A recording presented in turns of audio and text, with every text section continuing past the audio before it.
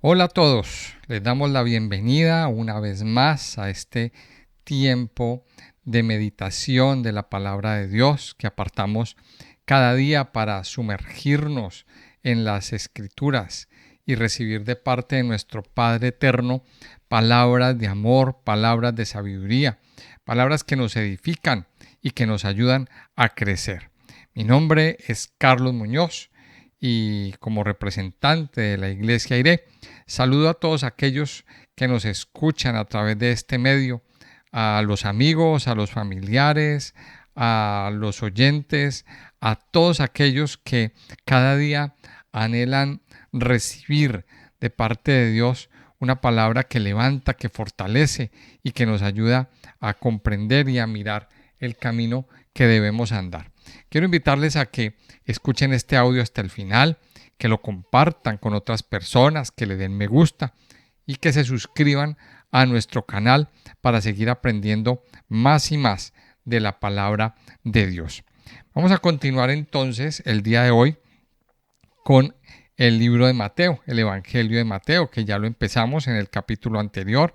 En el capítulo anterior pues hablamos del capítulo 1, de la introducción, de cómo Mateo nos presenta la línea genealógica del Mesías. Ahora recordemos que el Señor Jesucristo era hijo de Dios.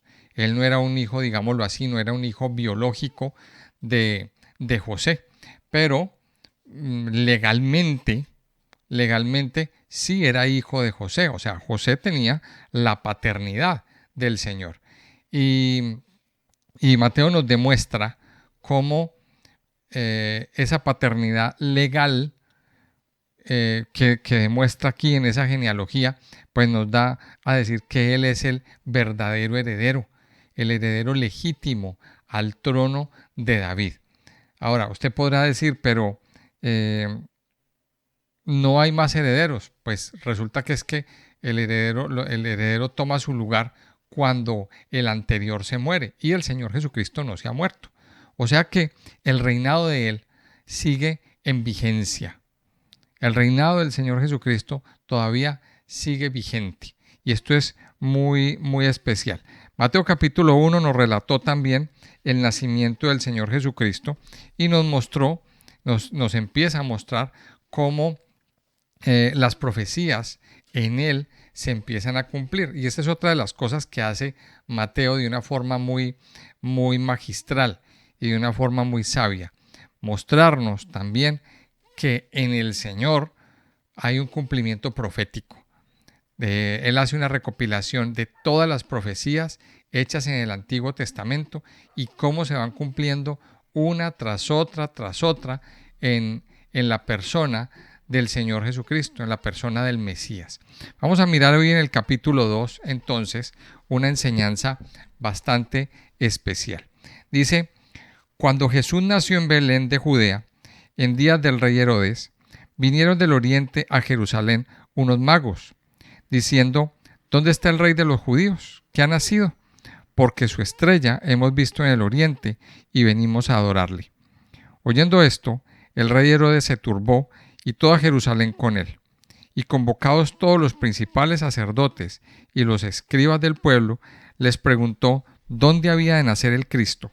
Ellos le dijeron, en Belén de Judea, porque así está escrito por el profeta. Y tú, Belén, de la tierra de Judá, no eres la más pequeña entre los príncipes de Judá, porque de ti saldrá un guiador que apacentará a mi pueblo Israel. Entonces Herodes, llamando en secreto a los magos, indagó de ellos diligentemente el tiempo de la aparición de la estrella. Y enviándolos a Belén, dijo, id allá y averiguad con diligencia acerca del niño, y cuando le halléis, hacédmelo saber, para que yo también vaya y le adore. Ellos, habiendo oído al rey, se fueron, y aquí la estrella que habían visto en el oriente iba delante de ellos, hasta que llegando se detuvo sobre donde estaba el niño. Y al ver la estrella, se regocijaron con muy grande gozo. Y al entrar en la casa, vieron al niño con su madre María, y postrándose, lo adoraron. Y abriendo sus tesoros, le ofrecieron presentes, oro, incienso y mirra. Pero siendo avisados por revelación en sueños que no volviesen a Herodes, regresaron a su tierra por otro camino. En esta primera parte entonces nos encontramos una visita muy especial que tiene el niño, que tiene el niño Jesús. Y es la visita de unos personajes muy especiales que venían de Oriente. Y aquí con este pasaje, pues nos vamos a ir enterando y viene cayendo una verdad de algo que por años hemos creído, hemos dado por cierta, y la verdad no es cierta. Y es que aquí aparecen unos personajes, aparecen unos sabios. La Biblia los describe aquí, los describe Mateo y los describe pues, el traductor de la Reina Valera como unos magos. Pero esa palabra está mal traducida. A ver, y yo le pregunto, ¿usted qué entiende cuando le menciona la palabra mago? Pues a mí se me viene a la cabeza un señor vestido de negro con un sombrero de copa y que saca con una varita en la mano y que saca un conejo del sombrero, más o menos. Y uno piensa eso. Uno piensa eso. Bueno, vinieron unos personajes que venían del Oriente. Y vamos a mirar, vamos a desglosar un poquito y a tratar de entender esto que nos está diciendo. Dice que Jesús nació en Belén, de Judea.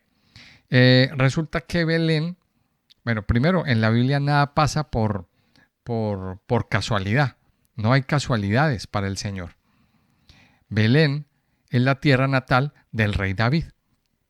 Y hemos visto y lo vamos a ver a lo largo de nuestro relato, cómo a Jesús le dicen el hijo de David.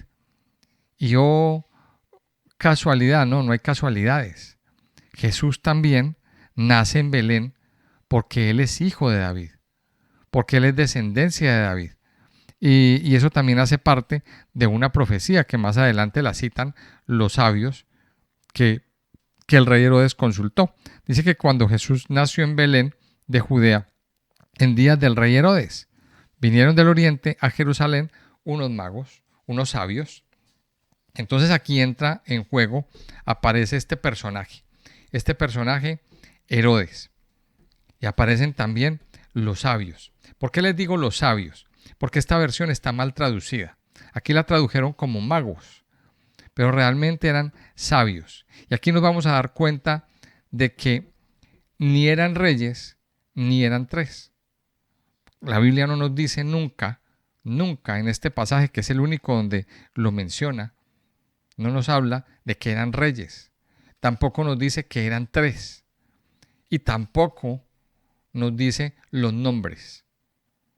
O sea, esa historia de que eran tres reyes y magos y que tenían unos nombres, no sé de dónde la sacaron, no sé de dónde se la inventaron.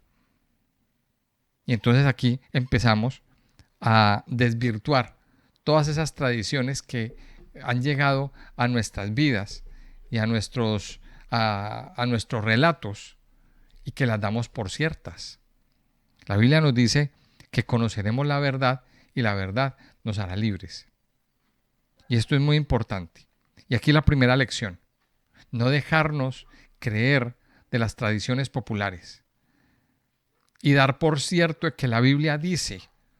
No, la Biblia la tenemos que leer y tenemos que llegar a la verdad y dejar de creer en tonterías. Mire, aquí la Biblia no nos dice ni que eran reyes, ni que eran tres, ni tampoco nos da sus nombres. No es relevante. Lo que nos dice es que vinieron del oriente a Jerusalén. Ahora, dice, y que ellos vinieron donde el rey Herodes, diciendo, ¿dónde está el rey de los judíos que ha nacido? Porque su estrella hemos visto en el oriente y venimos a adorarle. Mire esto. Estas personas, cuando la Biblia nos habla del oriente, nos está hablando de Babilonia. Nos está hablando de esa región.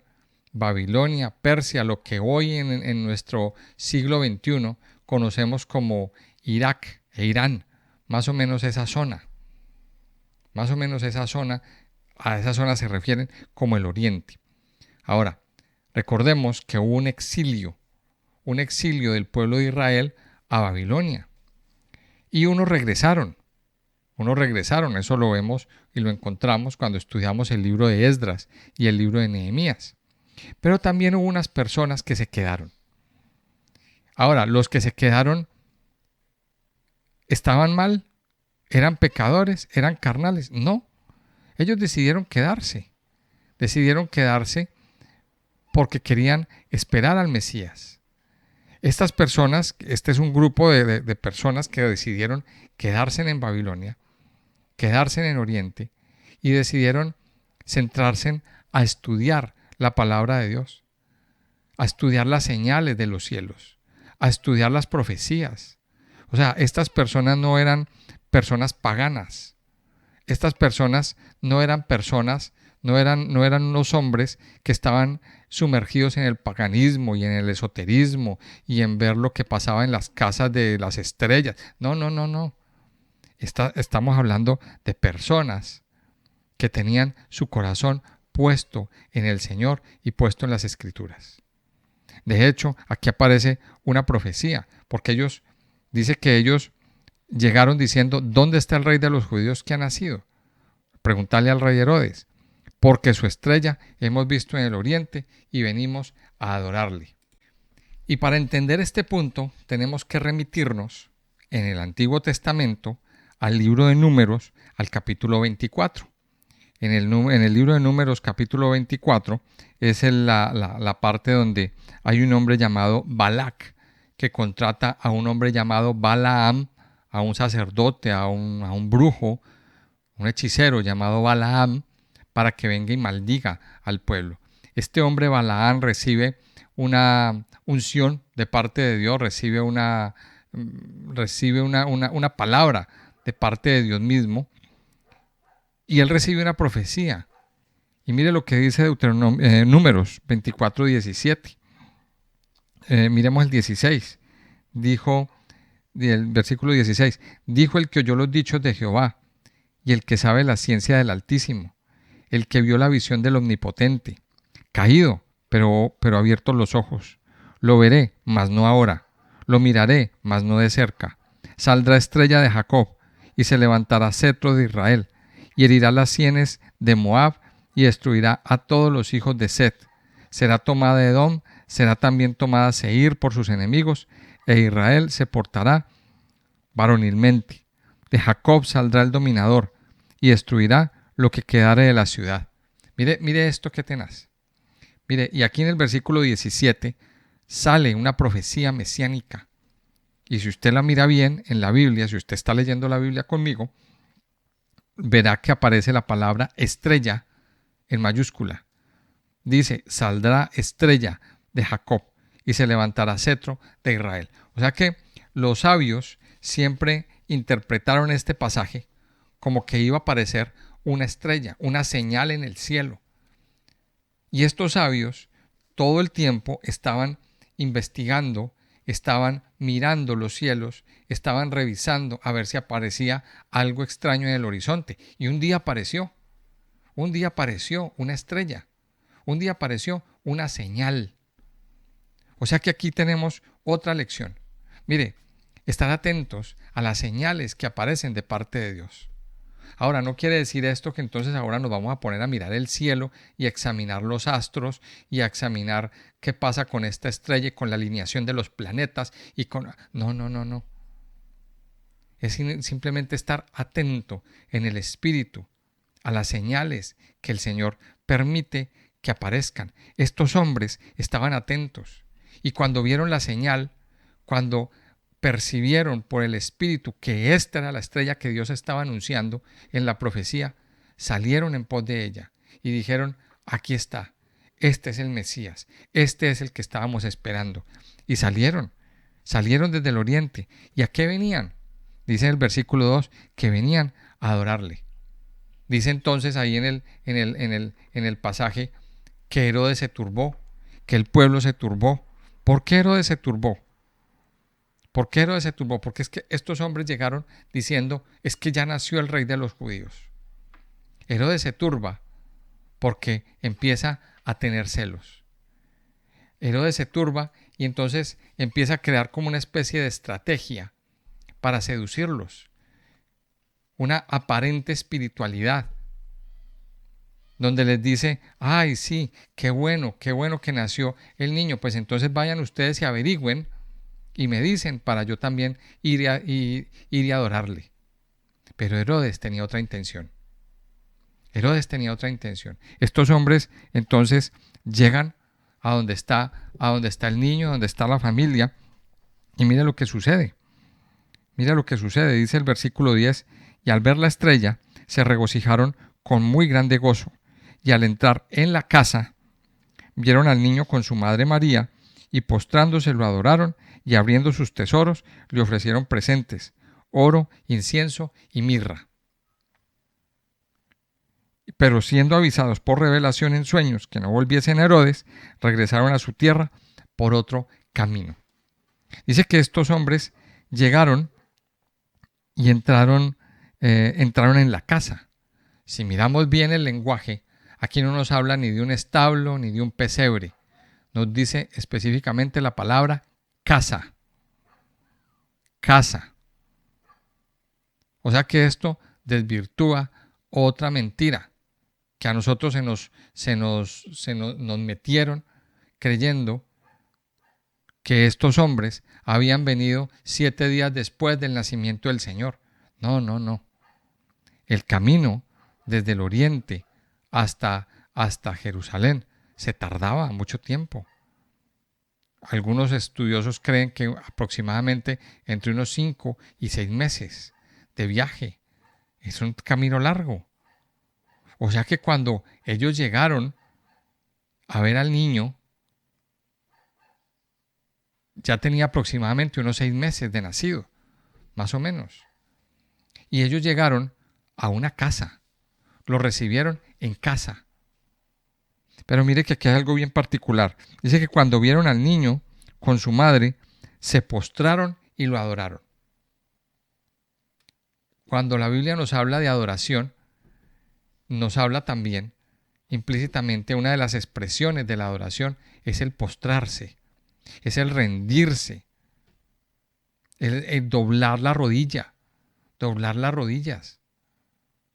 Y dice que ellos vieron al niño y ellos entendieron que él era el Mesías, que él era el escogido de Dios, que él era Dios hecho carne. Y se postraron, le adoraron. Primero se postraron y le adoraron. ¿Qué significa la adoración? Una entrega total. La adoración significa una entrega total de nuestras vidas, una entrega total de nuestros corazones. Eso significa la adoración. Pero acto seguido, después de que le adoraron, después de que se postraron delante de él, abrieron sus tesoros. Abrieron sus tesoros y le dieron unos presentes. Y mire que aquí encontramos tres presentes. Por eso quizá es que la tradición dice que eran 3 reyes, que eran 3 magos, que eran 3 sabios. No nos dice nunca. Dice que simplemente los presentes eran oro, incienso y mirra. Y estos regalos tienen un significado. El oro representa la realeza. El oro representa la realeza. El incienso representa la adoración. Porque lo que hacían los sacerdotes cuando tenían sus servicios delante de Dios era quemar incienso. O sea que el incienso representa las oraciones de los santos, la intercesión delante del Padre. Pero también la mirra es una señal profética del sufrimiento, porque la mirra es un poco amarga. Entonces miremos que en estos regalos también se ve como una especie de actos proféticos. El oro significa que Él es rey. La mirra significa que Él es sacerdote, que Él es el sumo sacerdote. Pero perdón, el incienso significa que Él es el sacerdote, la intercesión del sacerdote.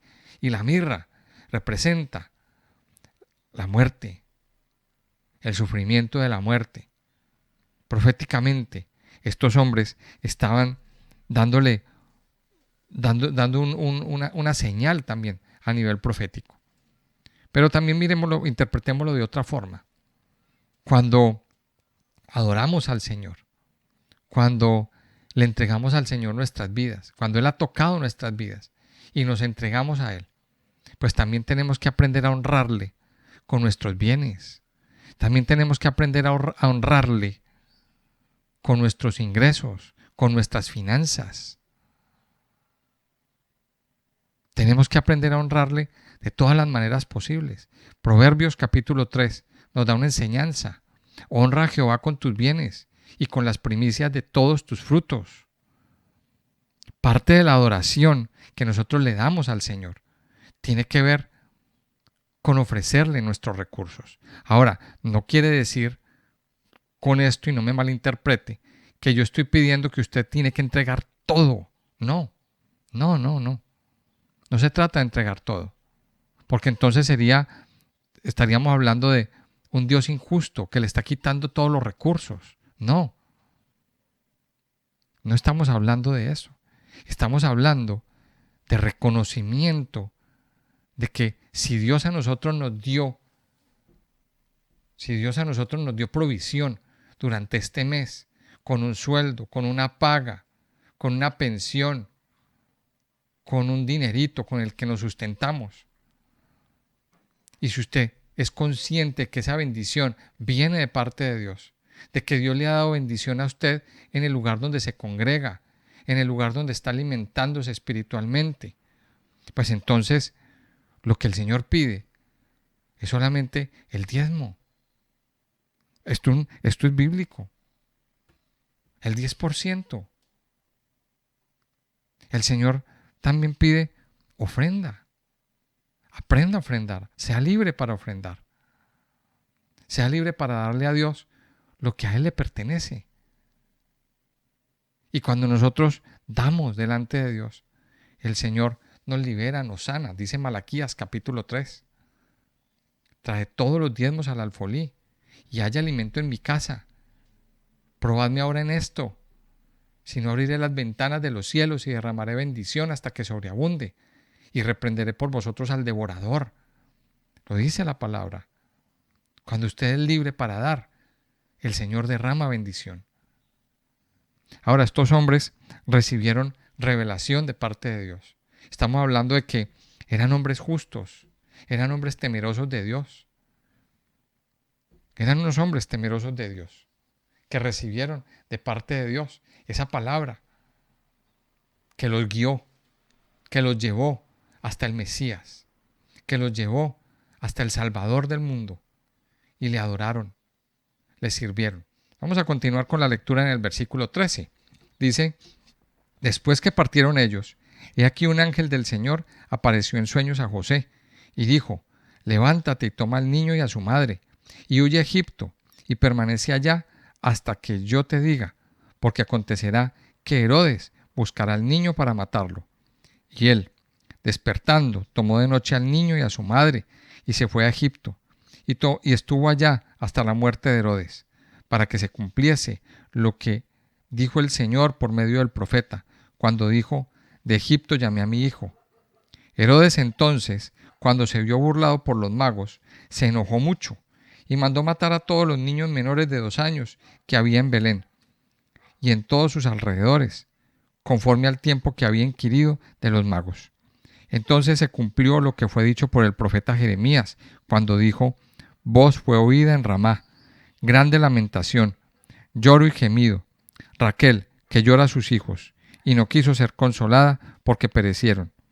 Pero después de muerto Herodes, he aquí un ángel del Señor apareció en sueños a José en Egipto, diciendo: levántate, toma al niño y a su madre, y vete a tierra de Israel, porque han muerto los que procuraban la muerte del niño. Entonces él se levantó y tomó al niño y a su madre, y vino a tierra de Israel. Pero oyendo que Arquelao reinaba en Judea, en lugar de Herodes, su padre, Tuvo temor de ir allá, pero fue avisado por revelación en sueños. Se fue a la región de Galilea y vino y habitó en la ciudad que se llama Nazaret, para que se cumpliese lo que fue dicho por los profetas, que habría de ser llamado Nazareno. Aquí vemos entonces en la segunda parte un hecho horrible que sucedió en esos tiempos. La matanza de los niños. La matanza de los niños por parte del rey Herodes. Entonces aquí encontramos varios puntos que son importantes recalcarlos. Primero nos encontramos a José. Vamos a hablar un poquito de José. En el final del capítulo 1 nos dice, en el capítulo 1 nos dice que José era un hombre justo, en el versículo 19. José era un hombre justo, que no quiso infamar a María, que no quiso acusarla. Vamos a quedarnos con esa palabra. José era un hombre justo. ¿Qué significa esa palabra que era un hombre justo? Una persona temerosa de Dios. José era una persona con una comunión, con temor de Dios en su vida, con temor de Dios en su corazón. Era una persona que amaba al Señor. Era una persona que buscaba a Dios día tras día. Tenía temor en su corazón. Y al tener temor en su corazón, al tener una conciencia limpia, al tener una comunión diaria con el Señor, pues simplemente el Señor hablaba a su vida. El Señor le hablaba a su corazón. Ya lo vimos en el capítulo 1 y aquí lo volvemos a ver. Cómo el ángel, cómo Dios se le revelaba en sueños, cómo Dios le hablaba en sueños a este hombre. Cómo Dios le hablaba y le decía lo que debía hacer. Y aquí nos encontramos un ejemplo bien especial en este capítulo 2. Y la pregunta, ¿a quién le habló el ángel? ¿A quién le dio dirección el ángel? ¿A José o a María? Según este capítulo 2 de Mateo, se la dio a José. ¿Por qué? Porque José era la cabeza, porque José era el varón. Y de aquí sacamos una lección. Varones que me están escuchando, hombres, padres de familia, esposos, maridos, aprendan a escuchar la voz de Dios. Aprendan a dejarse guiar por la palabra de Dios, por la palabra que Dios trae a sus vidas. Fue José, como varón, el que recibió la palabra. Fue José, como varón, el que recibió la revelación. Fue José, como varón, el que se dejó guiar. ¿Y qué pasó? José recibió una palabra e inmediatamente tomó acciones y obedeció. ¿Qué ejemplo tan bonito escuchamos y podemos entender hoy aquí? José recibió una revelación, recibió una palabra e inmediatamente obedeció. Inmediatamente se movió. Y el ángel le dijo, quédese en Egipto, y en Egipto se quedó. Y una vez más el ángel le habló y le dijo, muévase de Egipto y vuelva a la tierra de Israel. Y él inmediatamente tomó a su familia y salió para la tierra de Israel. Mire, esto es un ejemplo de obediencia. Ahora, la pregunta que yo le hago hoy a los varones, ¿cómo está su corazón? ¿Cómo está su corazón? Muchas veces Dios no habla, muchas veces Dios no trae palabras, Dios no trae guía, Dios no trae dirección, porque el corazón no está en condiciones de recibirla, porque el corazón y la mente están sucias, porque hay una predisposición a querer hacer lo que a nosotros nos parece, a querer hacerlo a nuestra manera y no como Dios lo determina. Aquí José se deshizo de sus propias maneras, de sus propias ideologías y le dio pie a la palabra del Señor, a la palabra del Eterno. Aprendamos del ejemplo de los sabios que vieron las señales, que escucharon la revelación. Aprendamos de José. Pero también aquí tenemos que aprender otra lección, una lección más. Y es la lección que nos da a través del rey Herodes. Herodes es representa el mundo. De hecho, más adelante el Señor le dice a los discípulos que se cuiden de la levadura de Herodes. Que se cuiden. ¿Y qué es Herodes? ¿Qué es la levadura de Herodes? La mundanalidad, la carnalidad, el estar separado de Dios. Y eso representa a Herodes. Herodes era una persona, pues primero él no era judío. Vamos a hablar un poquito de este Herodes el Grande, que es el que nos relata Mateo capítulo 2. Él no era judío. Él no tenía sangre judía. No tenía linaje de rey. Él era él era de Edom.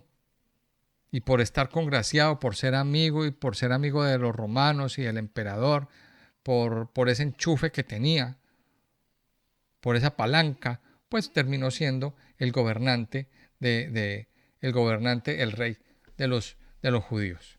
Era como una especie de gobierno títere. O sea, Roma lo puso ahí, pero realmente los que mandaban eran los romanos. Pero Herodes estaba ahí, tenía cierta autoridad. Él tenía cierta autoridad. Herodes no estaba bien de su cabeza. Dice la tradición que él mandó matar a muchos de sus hijos, que él mandó matar a su mujer.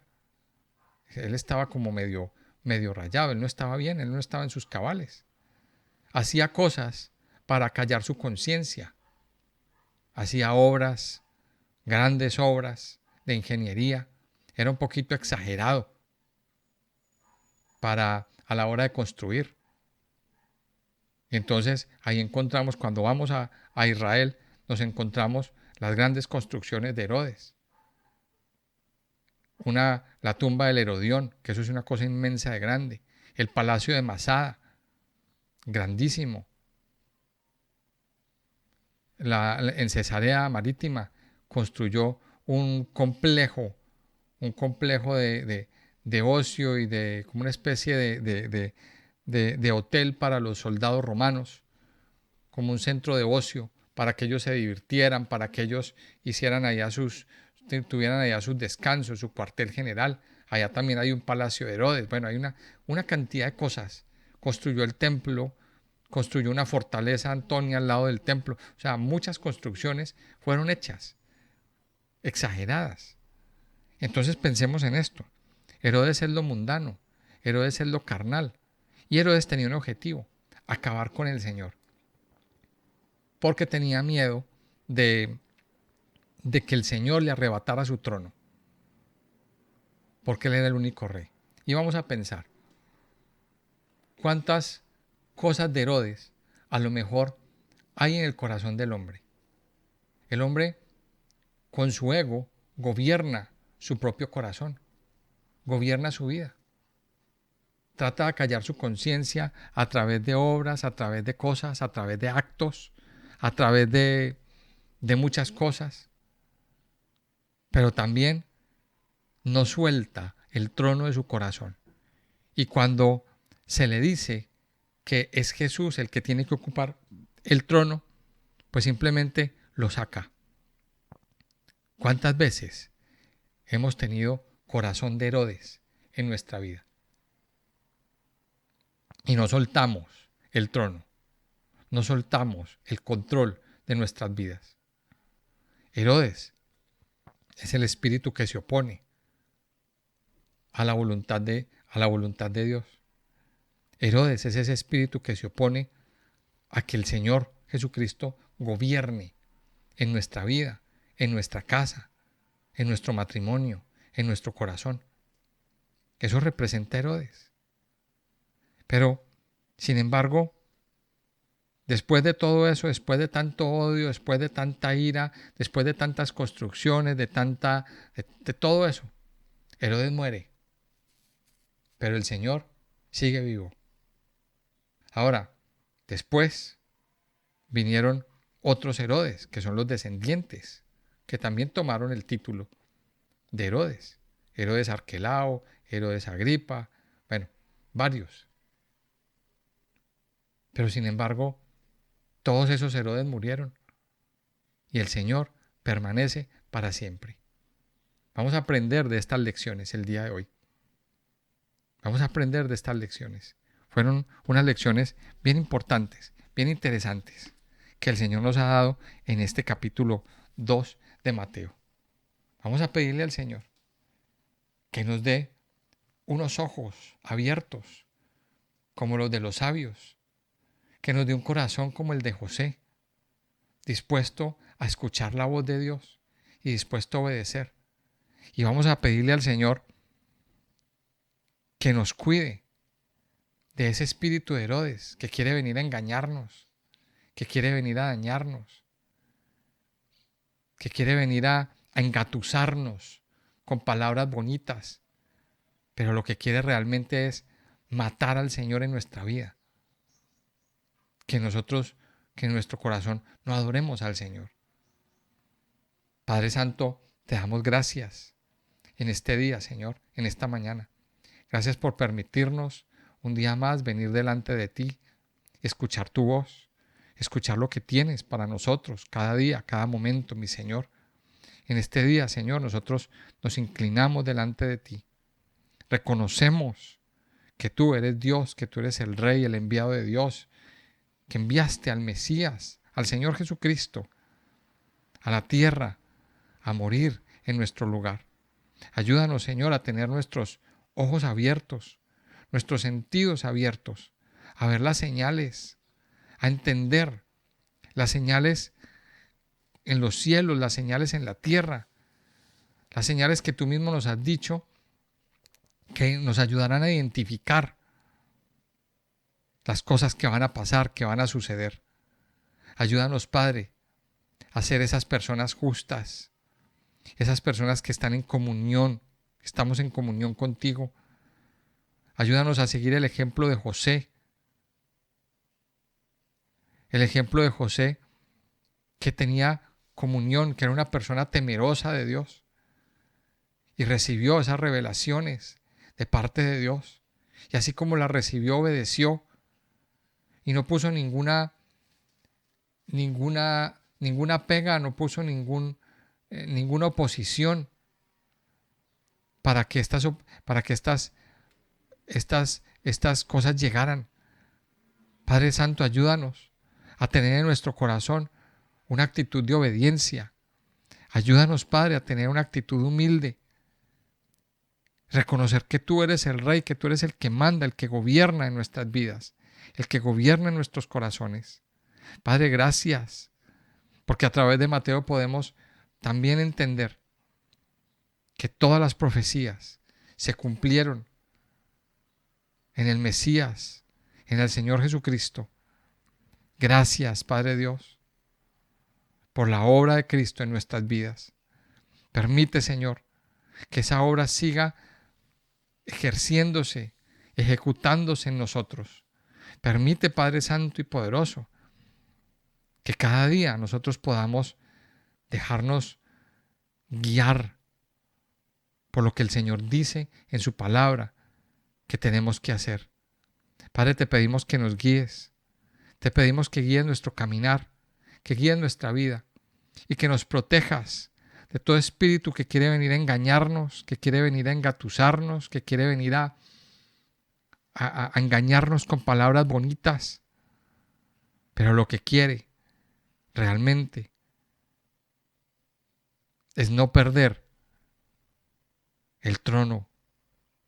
Ayúdanos, Señor, a erradicar de nuestras vidas ese espíritu de Herodes, ese espíritu mundano, ese espíritu que impide que el Señor reine. Padre Santo, gracias. Gracias por tu inmenso amor. Gracias por abrir los ojos, por abrir nuestros ojos. Gracias, Padre, por hablar a nuestra vida y a todo nuestro ser. Yo te alabo, Padre, y te bendigo en este día. Nos encomendamos a ti, en el nombre precioso de Jesús. Amén y amén.